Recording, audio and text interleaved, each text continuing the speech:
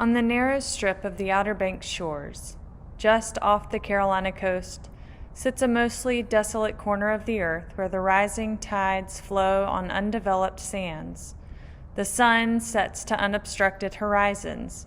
The night skies still glow with undimmed starlight, even as you witness the dawn giving to morning. Drum Inlet is a hidden treasure that holds such raw, incredible beauty, and nurtured my young love for surf fishing. For most of our elementary school years, Drum Inlet served as our home for one long weekend each fall. A spot only accessible by ferry, our family would head off from our Lexington home while the morning was still dark, arrive at the dock in time to catch the morning ferry, and then drive our Land Cruiser to meet my grandparents, whose camper was waiting for us. We fished the day, and my granddad and dad would often fish well into the night. I remember one particular trip when I was finally given the opportunity to fish the night with them. It was like a rite of passage, and I was thrilled. I imagined this night of staying up with the grown-ups, feeling twice my age, just the three of us talking and fishing until sunrise the next morning. This, of course, isn't how it went at all. Instead, I became one more person on the night watch rotation. I began my shift at 4 a.m. Once I had been given my thermos of hot cocoa, which I assume was kind, and blankets to keep me warm, my dad and granddad both retreated to the camper to get some sleep. Left to the company of 5 motionless fishing rods, my attention was drawn to the stars. Have you ever been stargazing? Have you ever been out on a clear night where there isn't a lot of extraneous light pollution and you feel like you can see every star in the sky? I was absolutely blown away. I just sat taking it all in total awe of what was before my eyes. Millions of stars completely covering the sky. It was incredible, and I still have never seen anything like it. I want you to take a moment this morning and imagine that you are stargazing, that you are in the middle of a big open field or ocean side on Drum Inlet. The only light you see are the millions of stars that shine brightly around you. You are one point in a galaxy of brightly shining stars. And you can see them all around you. The stars that stand out to you might be different from the ones that I notice, but they are all out there. Our perspectives are unique, but we gaze upon the same vast array of beauty and wonder. Many have done the same. More than likely from the beginning of time, people have looked at the night sky in wonder and admiration. The stars serve as indicators of time and place and space and orientation. Ancient farmers who lived in temperate climates, where seasons weren't as easy to predict based on feet of snow or blazing hot summers, would use the stars to let them know when was the best time to plant and reap a harvest. Navigators, when looking to orient themselves on the oceans, would follow stars and align their travels by the patterns they recognized in the heavens, allowing them to travel safely from one coordinate to another, and hopefully sail into a welcoming harbor at journey's end. Stars help us find our way. Before GPS, before satellite signals were not found, we had stars to guide us and to lead us. Some ancients even believed that when you die, you join the stars, becoming an actual star yourself. Perhaps that belief was shaped by something that we recognize to be true about those that we love, about those who have been guiding lights for us, that their light goes on and on beyond their earthly life, shining brightly for all to see, filling our world with light and love and wonder. If you watched The Lion King as a child or later as an adult, then you might remember the scene where Simba and Pumbaa and Timon are lying in the open field considering the nature of the stars, those sparkling dots up there, as Pumbaa called them. Timon is first to answer with certainty. Oh, I don't wonder. I know. They are fireflies just got stuck up there in the big bluish black thing, he says. Pumbaa laments that all this time he imagined that they were balls of gas burning millions of miles away. And Simba confesses that he was taught as a child that they were the ancestors of the past, watching over us. Of course, we know that Pumbaa was right, but Simba was kind of right too. In a 2015 interview with CBS correspondent Charlie Rose, astrophysicist Neil deGrasse Tyson says this about our relation to the stars: that the atoms of our body are traceable to stars that manufactured them in their cores and exploded these rich ingredients across our galaxy billions of years ago. For this reason, we are biologically connected to every other living thing in the world. We are chemically connected to all molecules on Earth, and we are atomically connected to all atoms in the universe. We are not figuratively, but are literally stardust. This especially resonated with me as we placed ashes on your foreheads just a couple weeks ago. I found as the day went on that my traditional blessing of the ashes morphed from "you are dust, and to dust you shall return," to include, "but you are also more than dust. You are the dust of the stars and of creation, and you are filled with the very breath of God." As my friend Rebecca Hewitt-Newson reflected on Ash Wednesday, there may not be a richer depiction for imagining our creation or for storytelling our human origins with children. We are fashioned and formed out of earth and star stuff, a creature of the elements.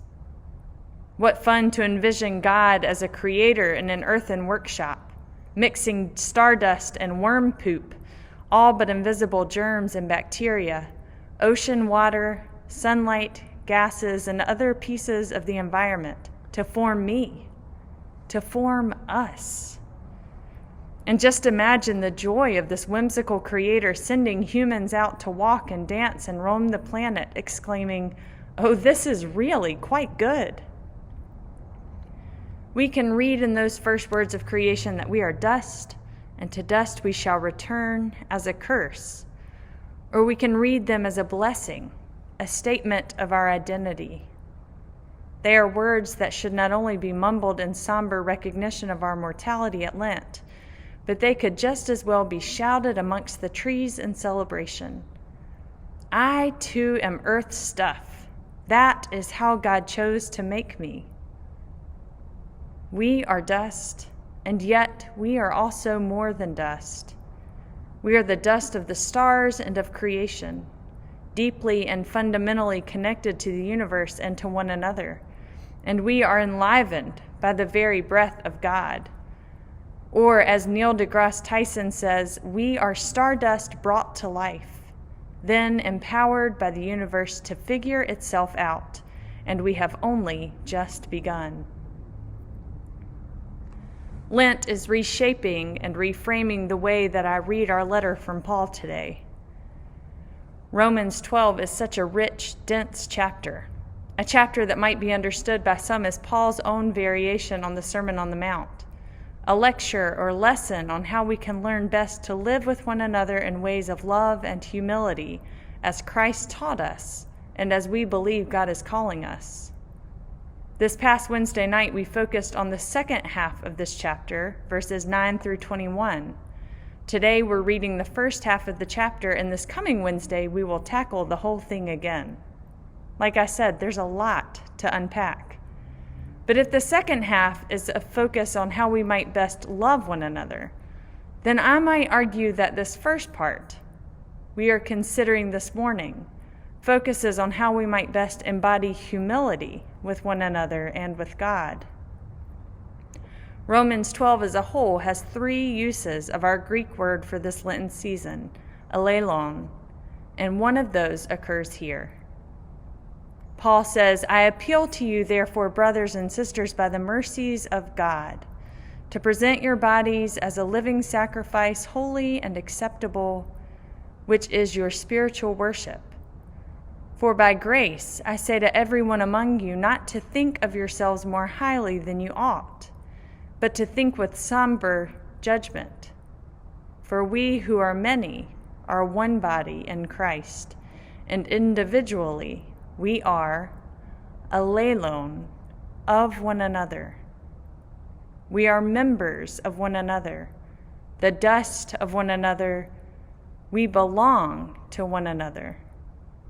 When I read this passage through the lens of our interconnected molecular makeup, I hear both the ordinariness, the smallness, the impermanence of our bodies, and also the significance of our very being, the beauty of our individuality, the extraordinary interwoven web of creation. Blair Ramsey said it so well in her sermon this summer. We exist in the balance of both our smallness and our significance. She says that when we perceive our actions as small, yet significant and stamped by the divine, then we are reminded that our lives and what we do with our lives matter. This is what true humility in life looks like. It is not a false humility that downplays our individual importance and relieves us of our responsibility to be acting in the world. It is also not, as Paul puts it, thinking too highly of ourselves, for we have all seen the harm and the damage done to communities when individuals or groups of people are considered more important, significant, or worthy than others. But this is a balanced sense of humility, a lesson that we must practice and embody in order to live out lives of love and belovedness that are outlined in the verses that follow. The kind of humility that can then lend itself to lives that are genuine, to actions of mutual affection and communal good, to patience and hospitality and forgiveness, to a full, meaningful embodiment of who we are created to be, to the realization that we are in fact dust, but we are also more than dust.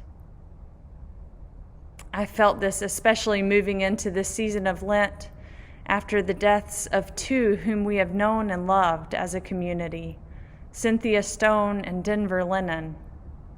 As I considered those words, "You are dust," it seemed to fall so short of all that those two were and the place that they held in our world and in the world of all who loved them. I felt this again yesterday as we celebrated Denver's life with his family, his ashes, his stardust on the table before us, and yet his very life, his stories, his memories, his love filling every bit of the space within and around us. Certainly we feel this in this season as we utter the words, "You are dust," and are still wrapping our heads around the 500,000 lives that have died from COVID, and others whom we have said goodbye to this year. And isn't this how we feel in the depths of our soul when any with whom we have shared this life go on from here? Yes, they are dust, but they are dust aflame with God's Spirit and love. And perhaps this is why we might locate their eternal presence both within us and among the stars. We belong to one another. We are deeply connected at the very core of our molecular being and our spiritual being. And as Paul suggests, that means something for the way that we live life with and among one another.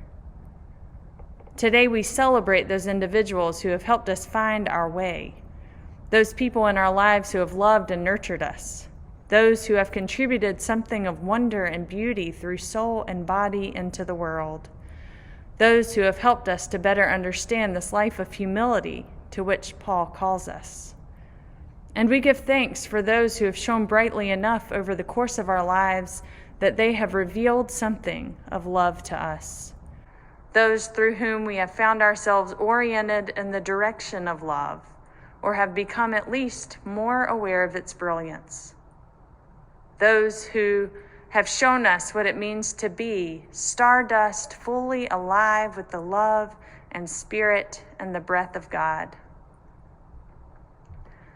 Barry Shoemaker was a beloved member of College Park whose love and memory live on with us after his death in 2008. He loved this saying, "We can't all be stars, but we can all sparkle." He even painted it on the wall in the room that our 3rd through 5th graders now use for Sunday school. I have thought of him often in considering what it means that we are each made from stardust. I think he would be thrilled to learn that in fact we all can be and are literally stars. We were created and empowered to be points of light, little stars in our universe. How incredible is that? And in my experience, the brightness of our light depends on the ways that we are willing to fully embody God's love. We are stardust, but we are also more than that. We are dust fully aflame with the Spirit and love of God, brought to life by the breath of creation and empowered to live fully into the belovedness of all that that means, in a journey that in so many ways has only just begun. Amen.